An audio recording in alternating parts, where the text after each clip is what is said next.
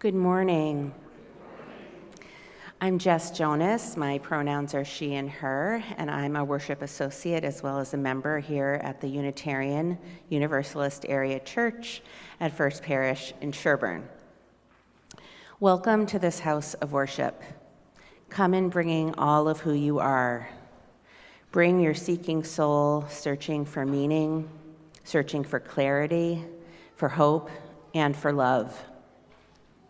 We come together in community, many born of different beliefs, with a common set of values that guide us and challenge us to find the inherent worth and sacred in all.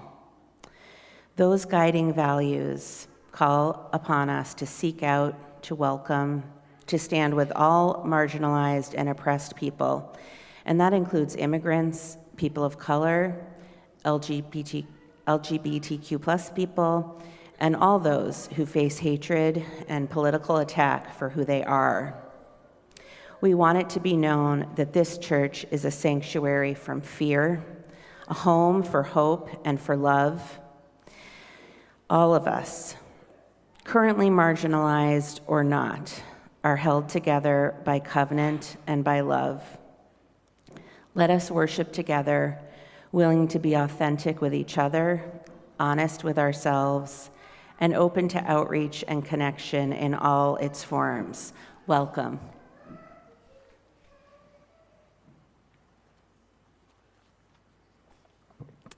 Good morning, everybody.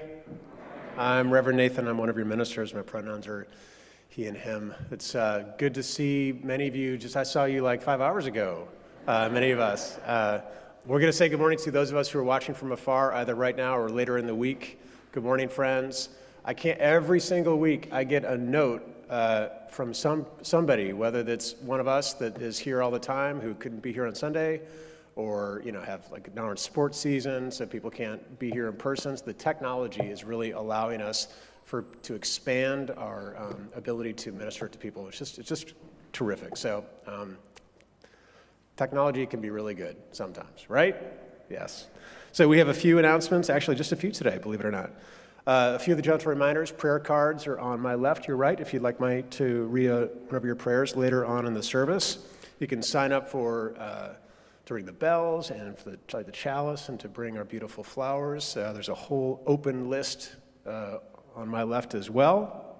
Today, after our Wonder Box, we have Liz Orbeck and Ian Evans, our ministerial intern, and Megan Bransfield doing Children's Church downstairs in Unity Hall. And so that's going to happen, so that'll be great. And if you're uncomfortable in the pews, because these are not very comfortable and you want a more cozy spot, there's better chairs in the back, and for young people in particular, there's a spot on the corner. All noises are welcome, you guys. All noises are welcome.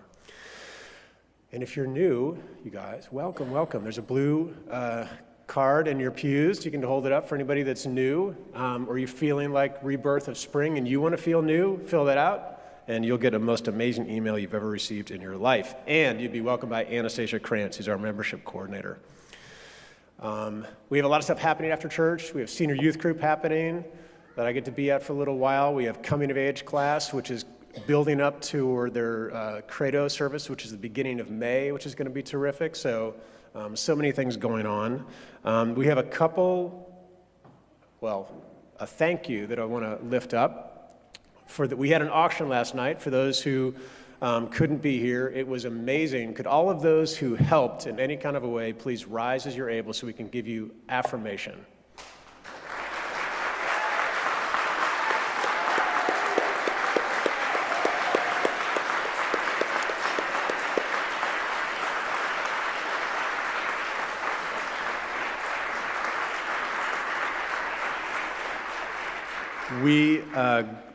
We grossed almost $25,000 last night, which is just incredible.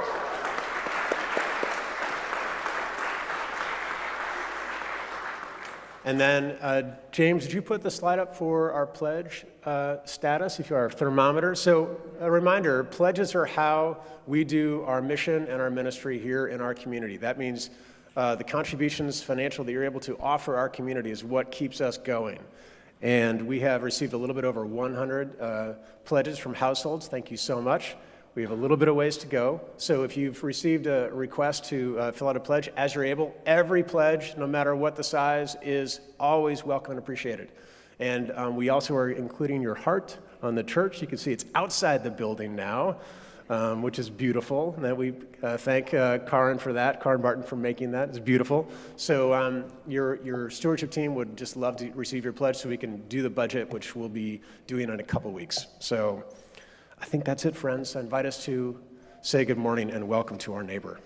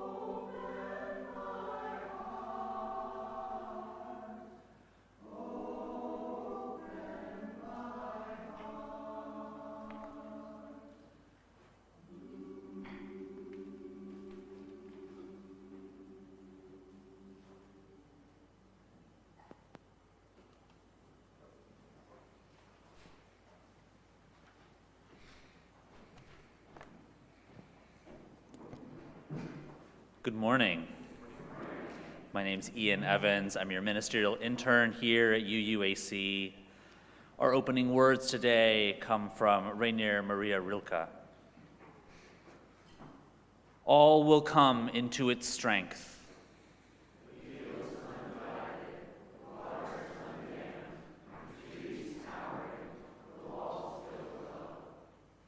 And in the valleys, people as strong and varied as the land.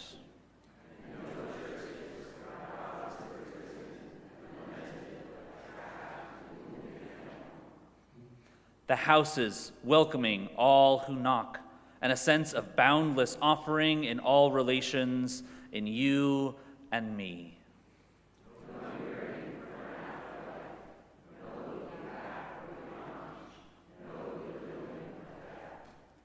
But only longing for what belongs to us, and serving earth, lest we remain unused. Please rise in body and spirit and join us for our opening hymn, Where Do We Come From?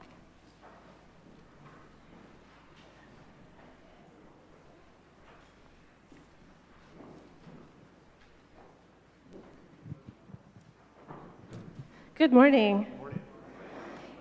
We're going to sing this hymn which is layered. There's 4 parts of it, and they can all be sung at once, and it sounds great. And also, I stuck this little thing up here in case we didn't all know where the text of the hymn comes from. It's from a Gauguin painting up in the corner. It says that in French. It asks the questions. Where do we come from? Where are we? Where are we going? So what we're going to do is sing the whole thing through one time, and then we're going to split. And you guys are going to sing the first part, and you guys are going to sing the second, third, the fourth. And you have helpers from on high. Right? They're going to be singing your parts down at you. Right? So now, first, we're going to sing through the whole thing. Ready? Where do we come from? What are we?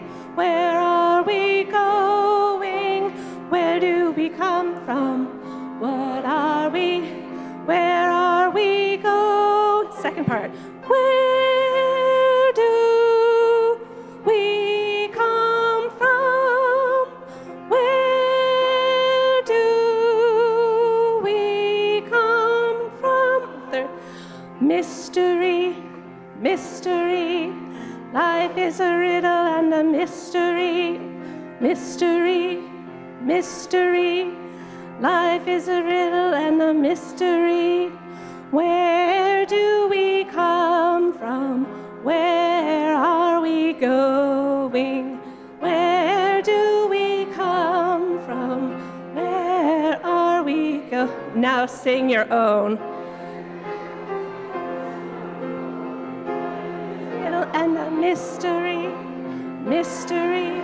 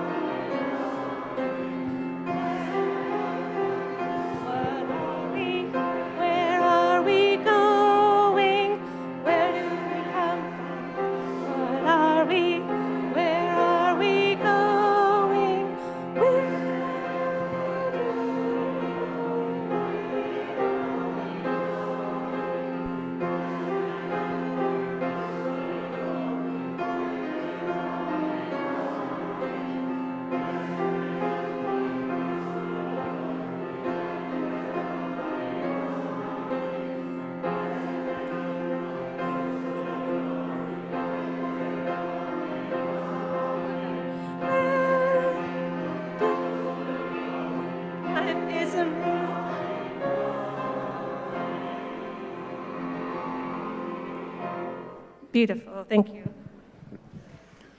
And let us remain standing as Marina comes forward to light our chalice. We say together affirmation, both are expressions of our life and our faith here in this community.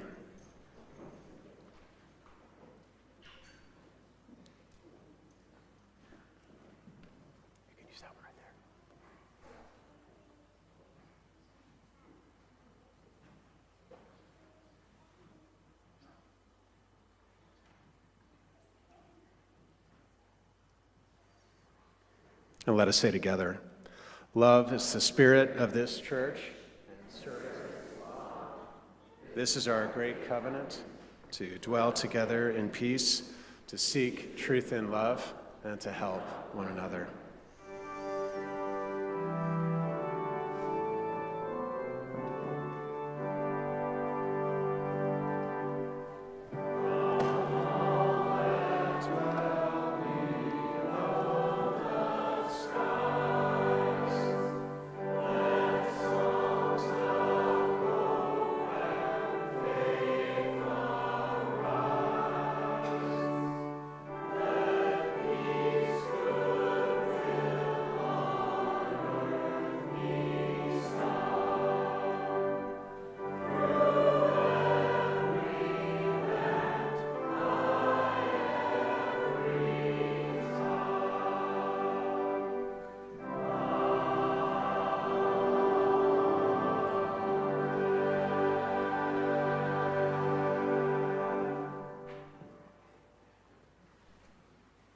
Please be seated.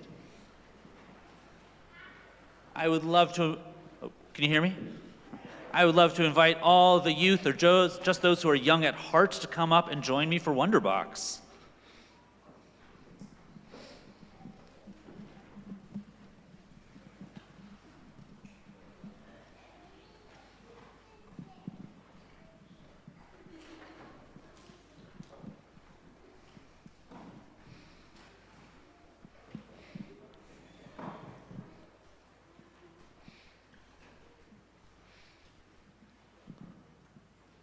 Good morning, everyone.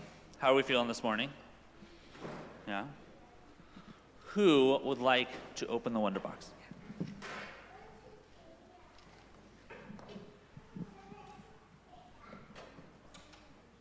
Can you take that out? Do you know what that is? A fortune teller. It's a fortune teller. That's right. Thank you. Thank you so much. And back when I was young, we called this a cootie catcher. And I want to thank Anastasia back there for making this for me today. So, does anyone know what this fortune teller is used for? Yeah. It's to tell you a fortune. That's exactly right. Yeah. And to have fun. Absolutely. Yes. So mostly when I was young, we would use this for fun, but we humans have been using devices like this to figure out big questions, to try to understand our future, kind of since we have been humans. There's magic 8 balls. That's another fun way.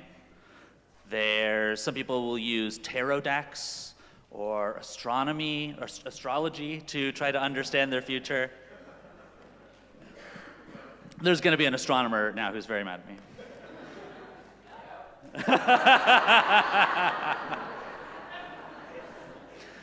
We'll speak after.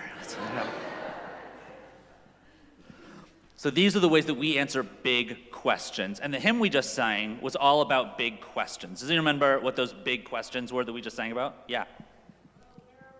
Where are we going? That was 1. There were 3. Yeah. A mystery, yeah. What are we? And there was one last one. Oh, yeah.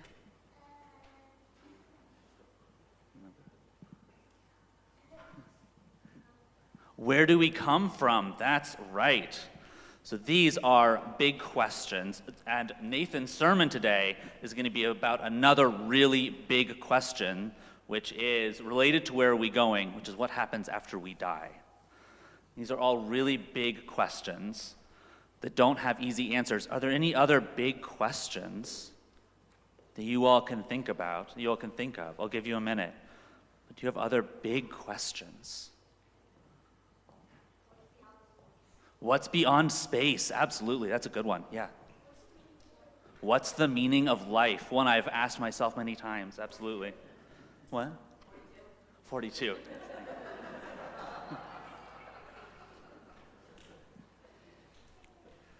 Yeah. What will happen to our country? A very big one right now, yeah. These are, why do bad things happen to good people? Another one I ask myself often. So these are really big questions, and the really hard thing to try to grapple with, that I would say I am still grappling with, that I think a lot of adults are still grappling with, is that we don't have answers. We don't know. Yeah. The why game. Kids do like to play the why game for very similar reasons, yeah.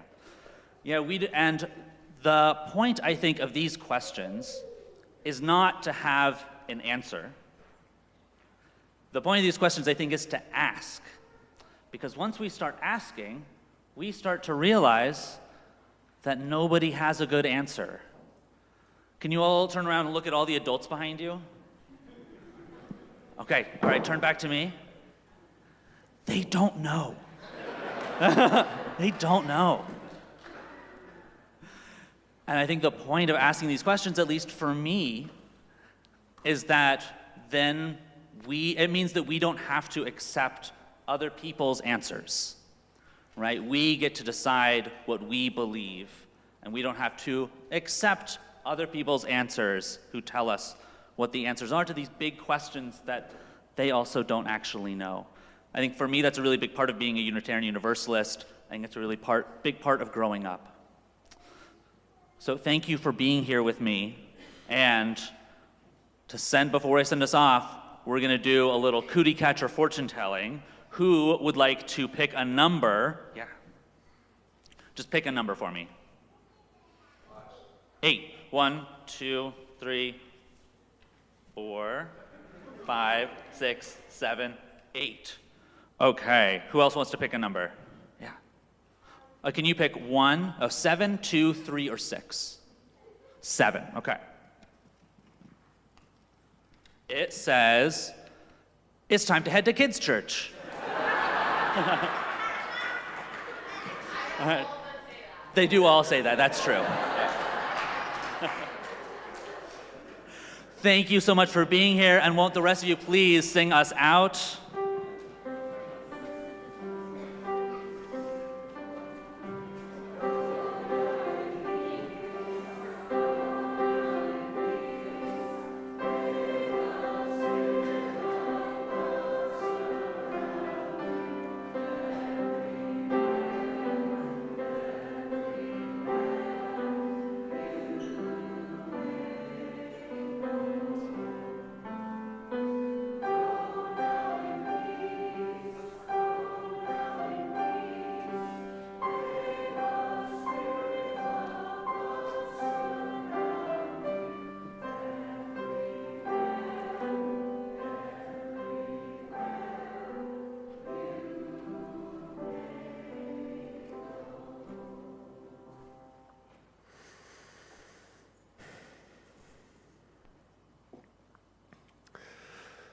Friends, let us draw a breath together. Let us be here in our bodies, here in this space.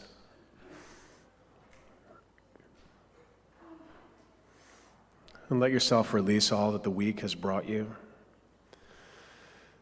and be held here in community together during this time of meditation and prayer and stillness. Our prayer hymn for the month of April is Comfort Me. It's number 1002 in the teal hymnals, but the words are also on our screens for us.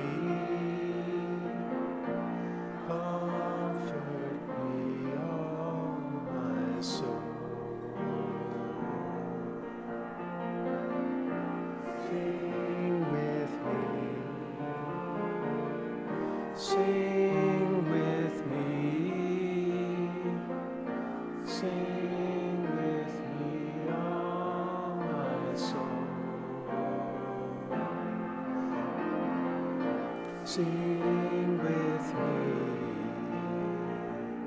sing with me, sing with me, oh my soul.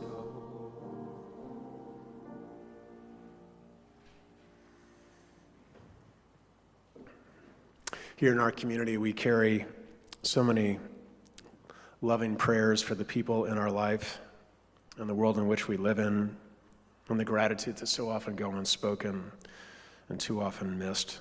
It's so good to bring attention to these. One of the expressions of prayer, one of the meanings is attention. I invite us to begin our prayers for loved ones by holding someone in your mind's eye and then saying their name aloud into our space.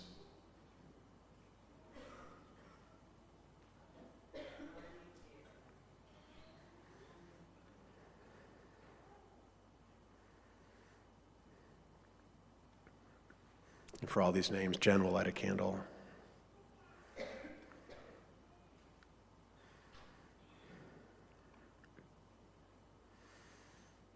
As you look out our clear windows into another gray Sunday morning here,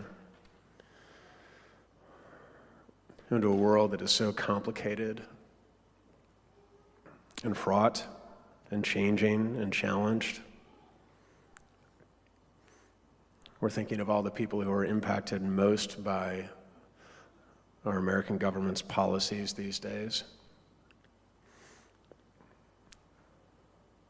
Thinking of all the marches of solidarity that happened all over our communities, all over the country yesterday, many of us in our towns and in Boston from this community as well.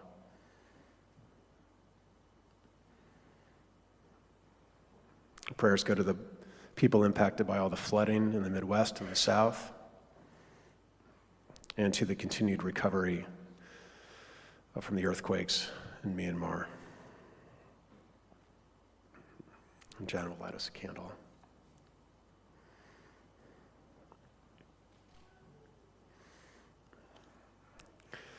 And last but never least, our gratitudes. My gratitudes this morning is that we will welcome into membership of our community Max Cohen and Hannah Zarin, who are youth group members. They asked to join the church a couple weeks ago. We're like, heck yeah, we're going to definitely do that.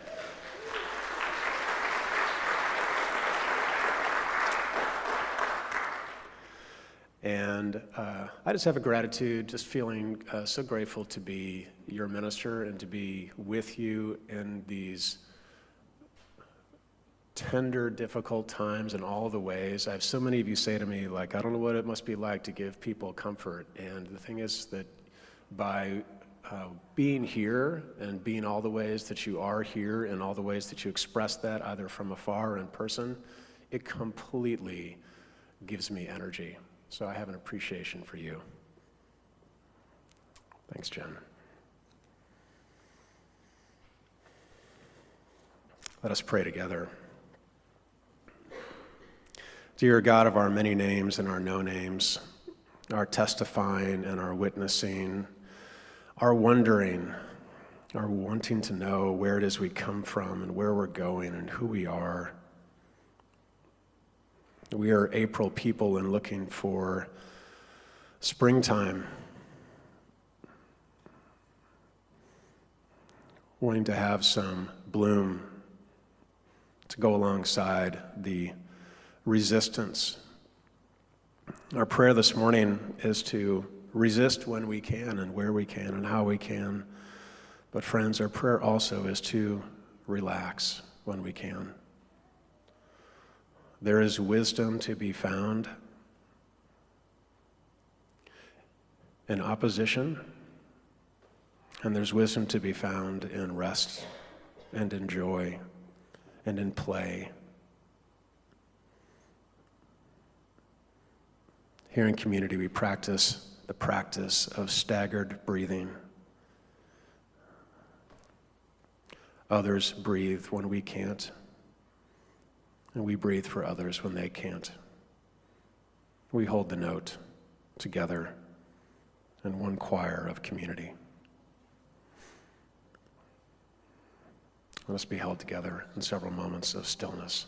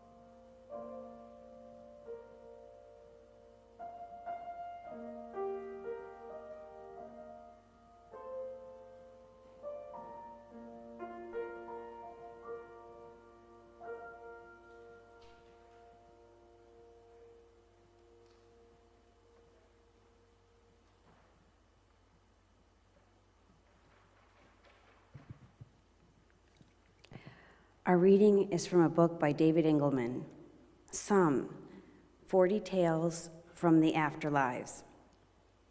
In the afterlife, you relive all of your experiences, but this time with the events shuffled into a new order. All the moments that share a quality are grouped together. You will spend 2 months driving in the street in front of your house. You sleep for 30 years without opening your eyes. For 5 months straight, you flip through magazines while sitting on a toilet. You take all of your pain at once, all 27 hours of it. But once you make it through, it's agony-free for the rest of your life. But that doesn't mean it's always pleasant. You spend 6 days clipping your nails, 15 months looking for lost items, 18 months waiting in line, 2 years of boredom staring out a bus window or sitting in an airport terminal, 1 year reading books. Your eyes hurt and your skin itches, but you can't take a shower until it's time to take your marathon 200-day shower. 2 weeks wondering what happens when you die. 1 minute realizing your body is failing. 77 hours of confusion. 1 hour realizing you've forgotten someone's name. 3 weeks realizing you are wrong. 2 days lying. 6 weeks waiting for a green light. 14 minutes experiencing pure joy. 3 months doing laundry. 15 hours writing your signature. 2 days tying your shoelaces. 67 days of heartbreak. 5 weeks driving lost. 3 days calculating restaurant tips. 51 days deciding what to wear. 9 days pretending to know what is being talked about. 2 weeks counting money. 18 days staring into the refrigerator. 34 days longing. 6 months watching commercials. 4 weeks sitting in thought, wondering if there is something better you should be doing with your time. 3 years swallowing food. 5 days working buttons and zippers. 4 minutes wondering what your life would be like if you reshuffled the order of events. In this part of the afterlife, you imagine something analogous to your earthly life, and the thought is blissful, a life where episodes are split into tiny, swallowable pieces, where moments do not endure, where one experiences the joy of jumping from one event to the next like a child, hopping from spot to spot on the burning sand.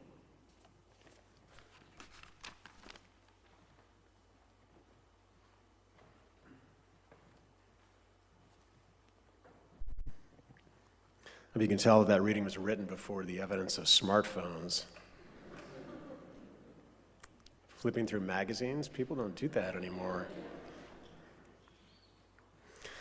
Friends, every week, as we know, those of us that have been here a while know that we are privileged to collect an offering and to give 100% of it all away in support of organizations that live out our values of love and service and justice and peace. And we're able to do this, of course, because of your generous contribution of pledges to our community, which keeps us going. And so, as I mentioned during our prayers, of course, it's so hard in these times when one tragedy just like unfolds after the next one, because that's how the world is. And so last week, of course, we heard about this terrible earthquake impacting so many people in Myanmar. In fact, 3 USAID workers on the ground received an email firing them in the midst of helping those people while they were there. So there's a really great organization called Community Partners International. And this organization was founded by doctors and volunteers in 1998.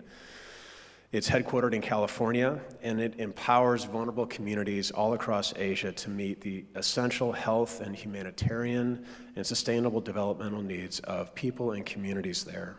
And so they're doing on-the-ground work for all the folks impacted in Myanmar and around other places that have been just devastated by that earthquake. So the QR code is on the screens, and our Welcome Team members will come by if you'd like to give contributions that way as well. And thank you so much for your generosity, your continued generosity of heart and spirit and finances as you're able to.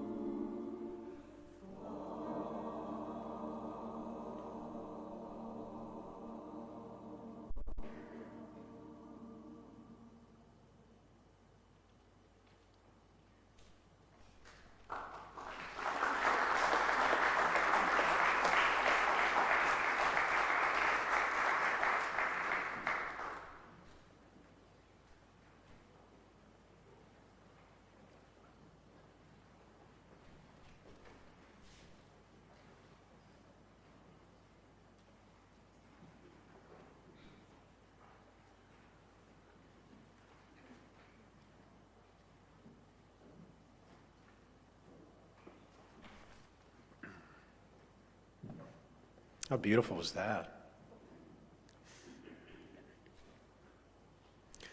Friends, here's our world. Beautiful and terrible things will happen. Let us keep our hearts tender and our eyes soft and our words true. This is what you and I are about. We know there is no answer but to love each other. We bear witness against destruction. And we gather here in communities like this one to practice being the people we say we want to be. We cannot do everything, but we can do something, and that something is not nothing. So as Leonard Cohen continues to remind us week after week, we ring the bells that still can ring. We forget our perfect offering. There is a crack in everything, and in each one of us, we can say together, that is how the light gets in.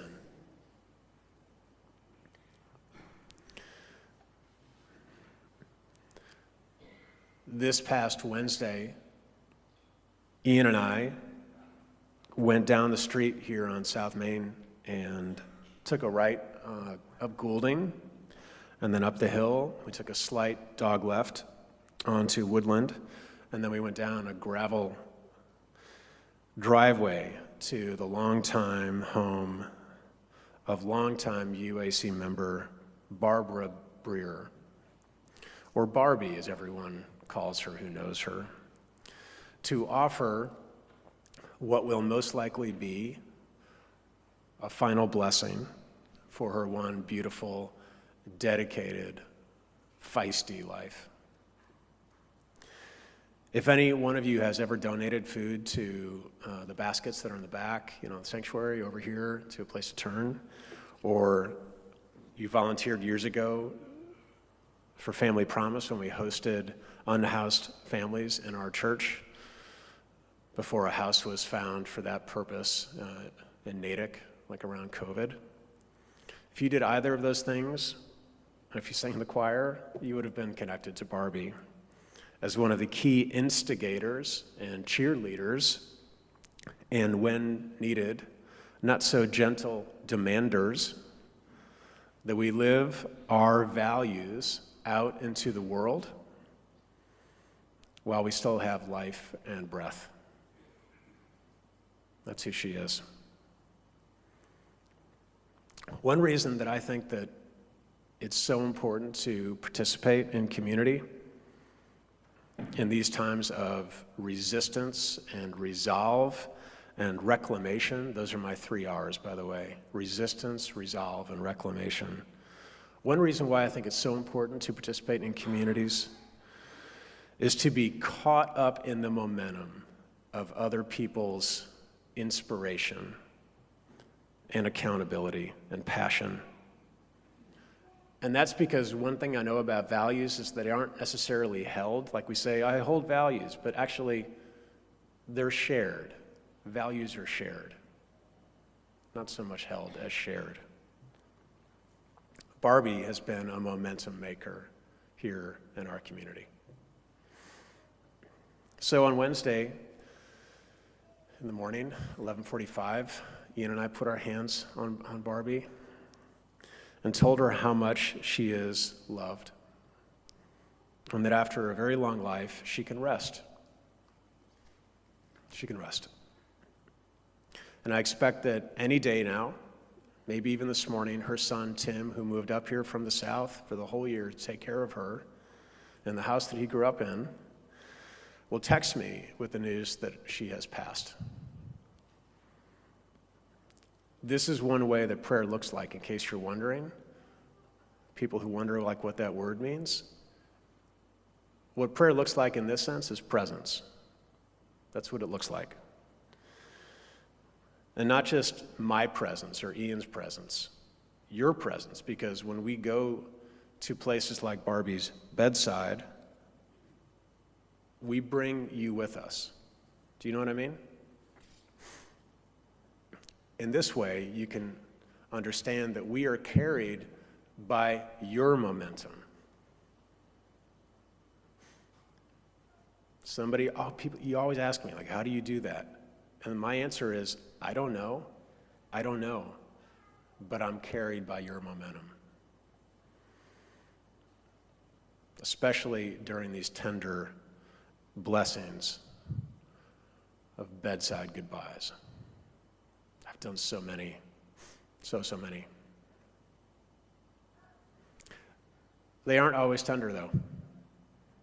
Sometimes they are too soon, or they are too fast, or they're too young, or they're before anyone is ready. And it's then, but not only then, that I am asked the question, either in words or in eyes that are searching or in hands that are extended to me and squeezed, this question that always humbles me. Nathan, what happens after we die? Where did she go? Where's my dad? Where's my baby? Where's my love?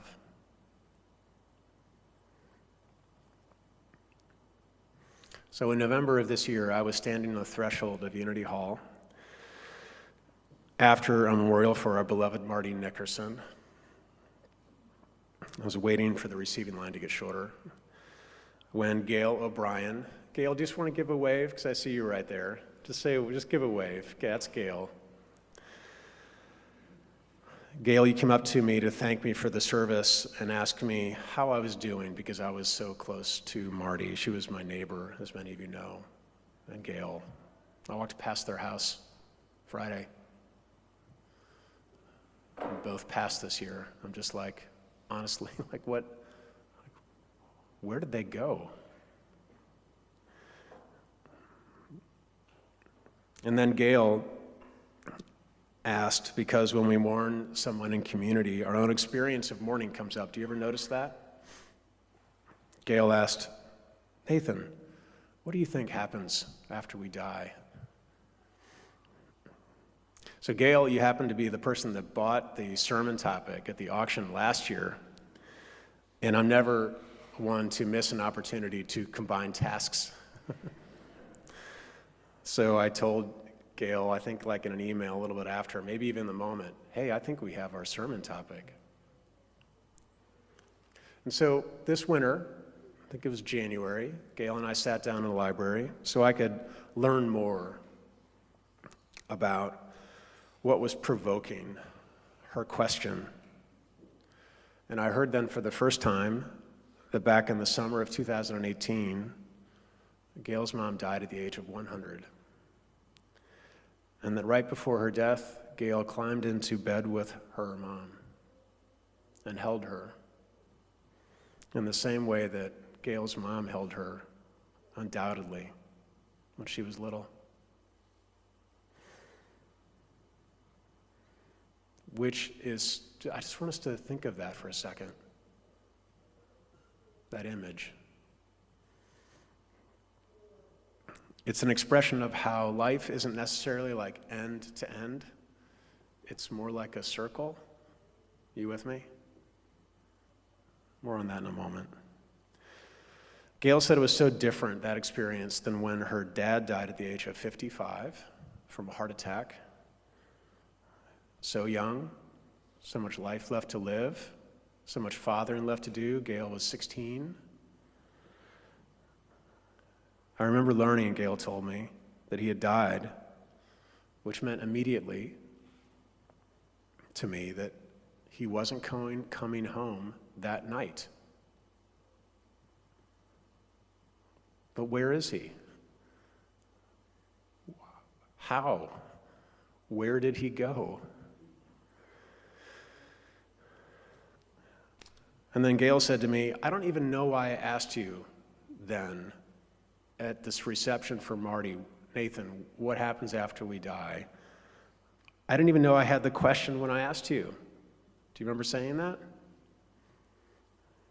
But then you said, I suppose it would be healing to know what happens to take away some of the pain of the loss. Has anyone ever felt that question? So, Gail, here are my answers. Congregation, here are my answers. Remember what Ian said. He doesn't know. And of course, I have plural answers. I'm not going to do Cory Booker on us, but I'm also not going to, this isn't an Instagram post either. I have three answers. Answer number one, humility. On this question, like all questions, but especially this question, the reason I feel humility is because the topic demands it.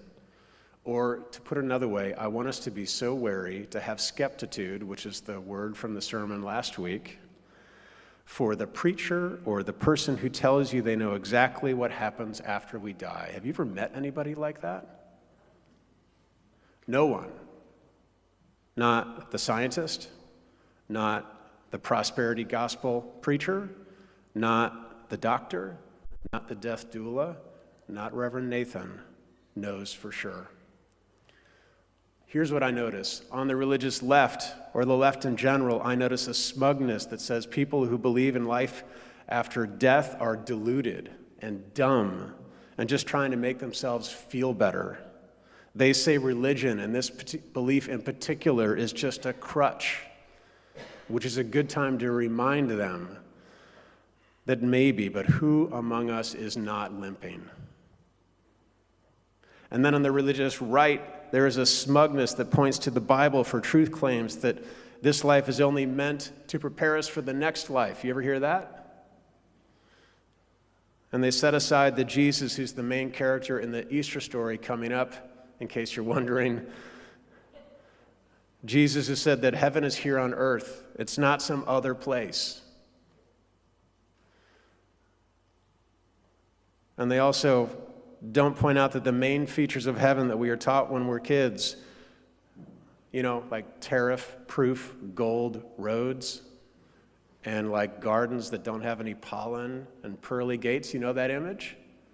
We don't know that image that we get about that stuff only happens in one place in the Bible, in the book of Revelations, all the way at the quote-unquote end, written by John Patmos, during a time when the Romans were persecuting all of his people. And he was trying to motivate his folks to say, listen, it's going to be okay. I think there might be gold roads. And like the seven-headed beast in that story? All those mimic the 7 hills of Rome that John could see from over the ocean. All of that should remind us how important it is to take the Bible seriously, but not literally.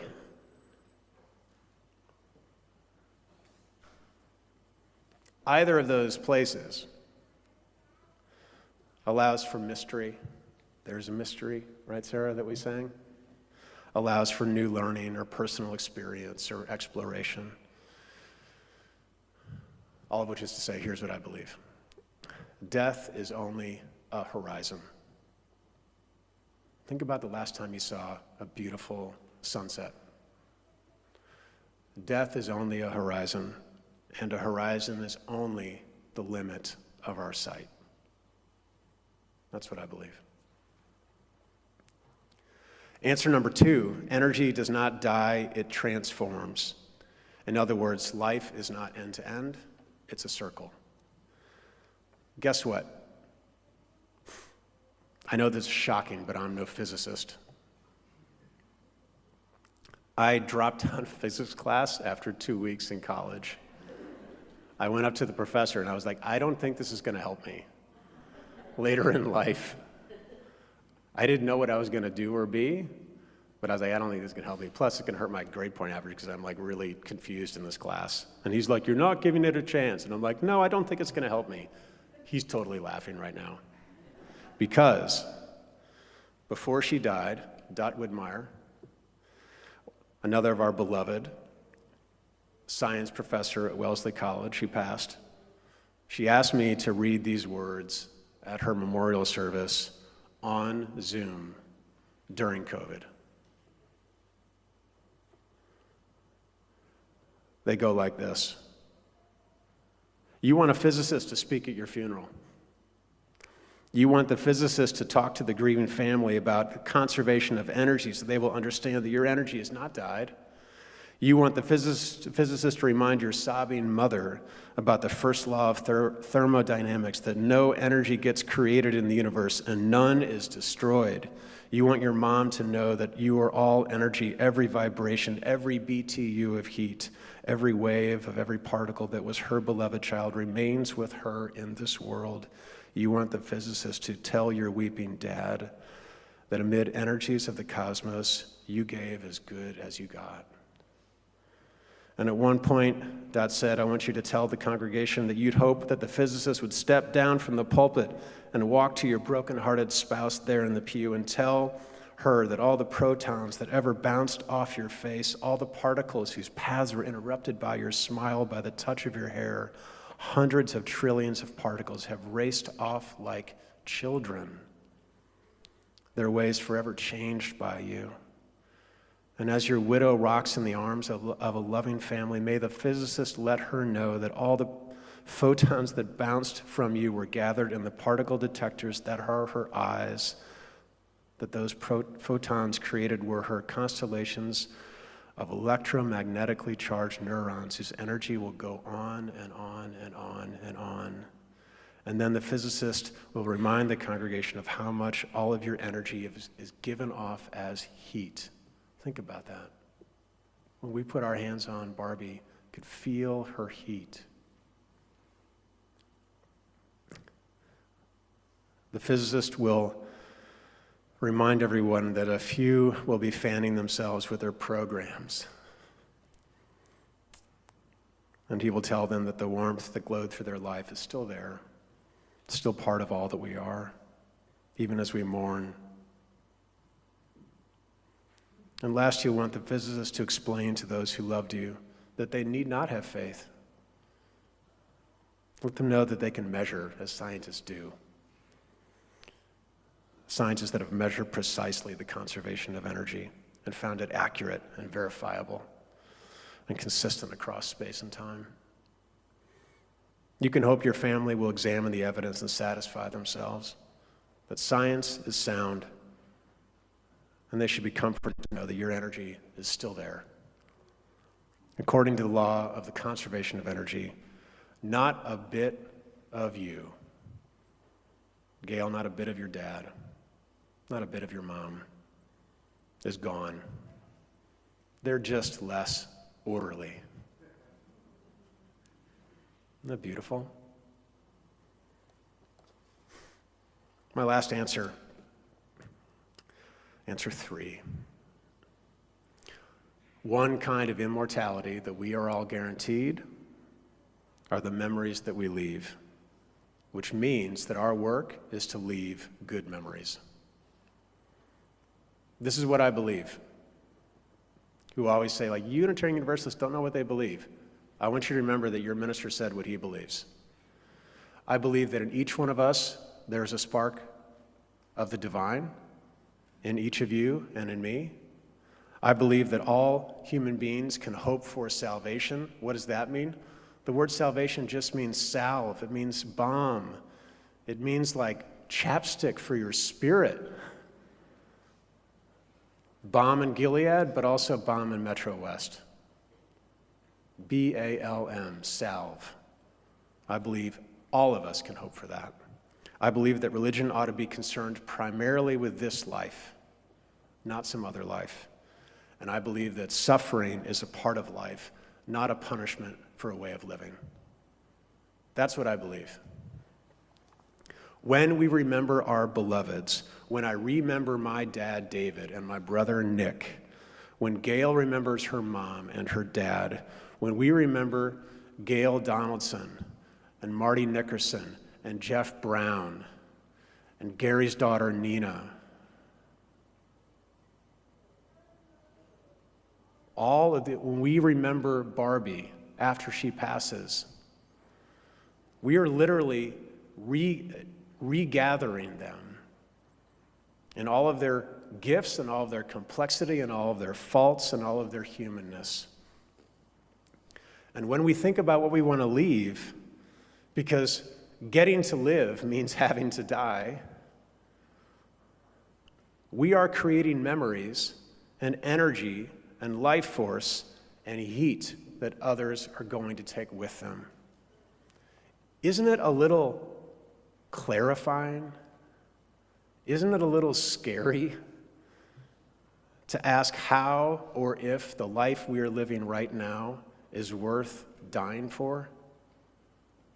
I mean, it scares the heck out of me. I'm thinking about this so much right now in these times when everything feels dicey and scary and overwhelming. I mean, I'm a little tired. Are you? But the thing that gives me energy, I've already mentioned this morning, is that in addition to being in momentum with you, is that when I look back at my own life and I remember this time, I want to feel that I did what I could, and I said what I could say, and I preached what I could preach, and I loved what I could love, that I resisted, I resolved, and I reclaimed where and when I could, and that I did not leave anything on the table. In tough and terrible times, I want to feel that I was belonging to another kind of opposite momentum.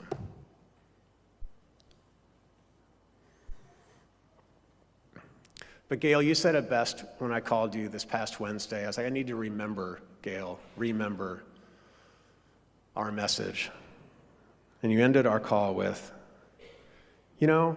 maybe I shouldn't just try so much to figure it out. You said, maybe instead I should just love. Do you remember that? I want us to remember this because we think, we couldn't. Every single one of you is a preacher. I could have just stood up and just quoted that and we'd be already in coffee hour.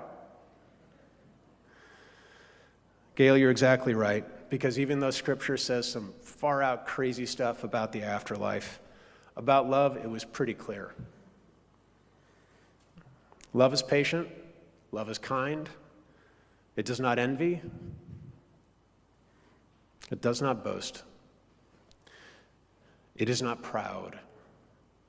It does not dishonor other people. Love is not self-seeking. It's not easily angered. It keeps no record of wrongs. Love does not delight in evil. Love rejoices in the truth. Love always protects. Love always trusts. Love always hopes. Love always perseveres. Love never fails. There are prophecies, but they're going to cease. There are so many tongues, but they're going to be stilled. This is thousands of years old, you guys. Listen to this. Where there is knowledge, it's going to pass away. But love never dies. Gail, thank you so much for the privilege of preaching this with you and for us. Amen. Amen. One of my most favorite hymns here to finish us off with, number 515, Lone Wild Bird. It's in our gray hymnals, and our words will be on the screen.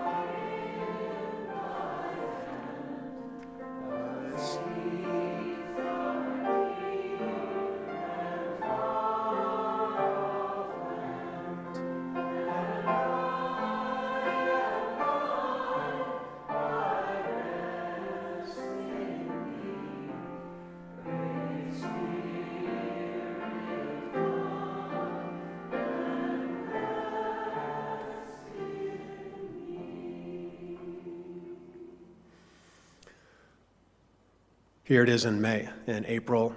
We look towards May, and our challenge and our invitation is to go in peace and to live simply and gently and at home in ourselves. Let us act justly and speak justly and remember the depth of our own compassion. And forget not our power in the days of our powerlessness. It's not us desire to be wealthier than our peers and not hold back our hand of charity. Let's help each other practice resolve. Let's help each other speak the truth. Let's help each other take care of ourselves as bodies, for each of you are such a good gift. And crave peace for all people in the world, beginning with ourselves. And let us go as we go with that dream of peace alive and living in our hearts. And so we say together our call to ministry. We go forth into the world in peace to act with works of love, to affirm each person's dignity, and to cherish love to us, everybody.